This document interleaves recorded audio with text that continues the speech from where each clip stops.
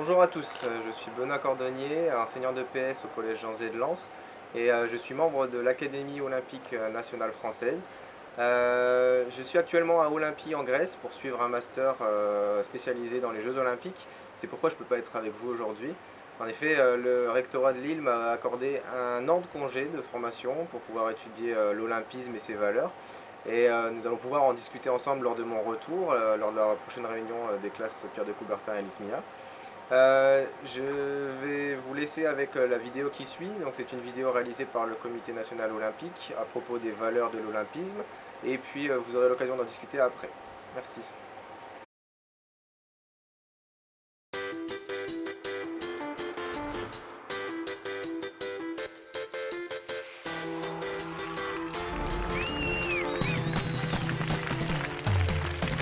Et si on partageait l'olympisme? L'olympisme, c'est une longue et grande histoire, relancée dans l'ère moderne par Pierre de Coubertin, puis par la création du CIO à Paris le 23 juin 1894. Mais au fait, c'est quoi l'olympisme?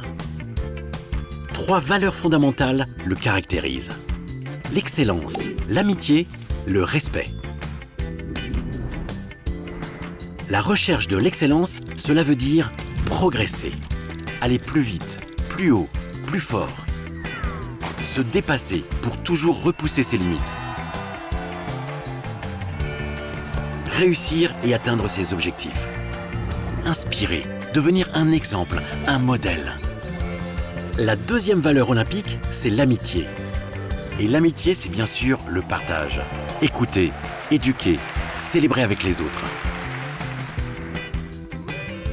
Mais aussi la fraternité, c'est-à-dire l'unité et la camaraderie. La tolérance, le respect de chacun et des différences. La solidarité, le fait de s'encourager et de s'entraider. Enfin, la troisième grande valeur olympique, c'est le respect. Respect de son corps, de sa santé et de son bien-être.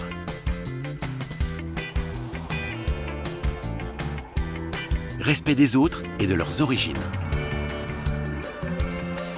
Respect des règles et de l'arbitre dans la victoire comme dans la défaite.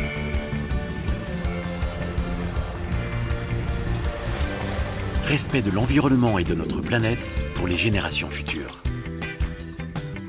Gardons toujours à l'esprit les 3 valeurs olympiques et ensemble, construisons un monde meilleur. Le 23 juin, venez partager la journée olympique dans toute la France.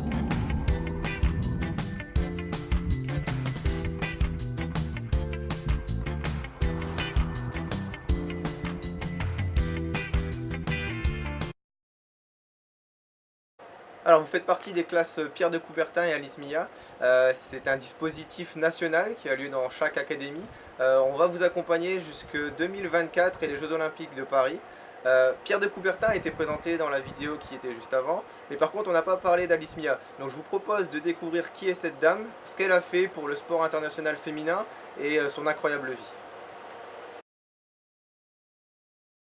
Aujourd'hui, on commence avec Alice Mia, une nana badass s'il en est. Alice fait ses débuts dans la vie en 1884 en tant qu'Alice Million, puis prendra le nom de son époux Joseph Milia en 1904, le nom qu'elle gardera toute sa vie. Le truc d'Alice, c'est que c'est une sportive. Et pas qu'un peu, hein, elle pratique l'aviron et devient même présidente de Femina Sport en 1915, un club omnisport féminin fondé en 1912 à Paris. En 1917, soit un an avant la fin de la Première Guerre mondiale, les dirigeants de plusieurs clubs de sport féminins, dont Femina, se regroupent pour créer la Fédération des sociétés féminines sportives de France. Et seulement 2 ans plus tard, en 1919, Alice demande au Comité international olympique d'inclure des épreuves féminines d'athlétisme aux prochains Jeux olympiques, qui doivent se tenir en 1920 à Anvers, en Belgique. Il y avait déjà des épreuves féminines de golf et de tennis, mais les femmes étaient quand même exclues des autres épreuves. Le baron Pierre de Coubertin, créateur des Jeux Olympiques en 1894 et directeur du Comité Olympique, refuse et répondra même en disant que « Les Jeux Olympiques doivent être réservés aux hommes, le rôle des femmes devrait être avant tout de couronner les vainqueurs. » Ce à quoi Alice a dû répondre « Tant pis, je vais faire mes propres Jeux Olympiques avec juste des meufs. » Elle crée donc en 1921 la Fédération sportive féminine internationale et organise en 1922 des championnats olympiques féminins au stade Pershing dans le bois de Vincennes, à Paris.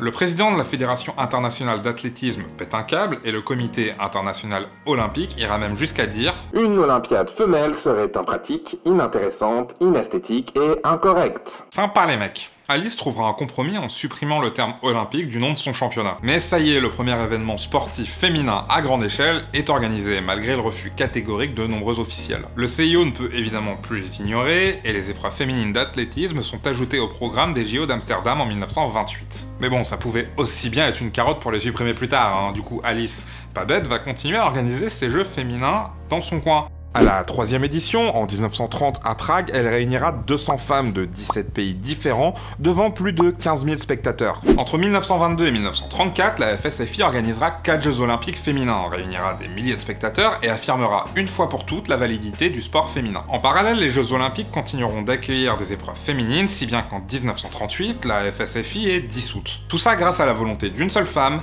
Alice Millia.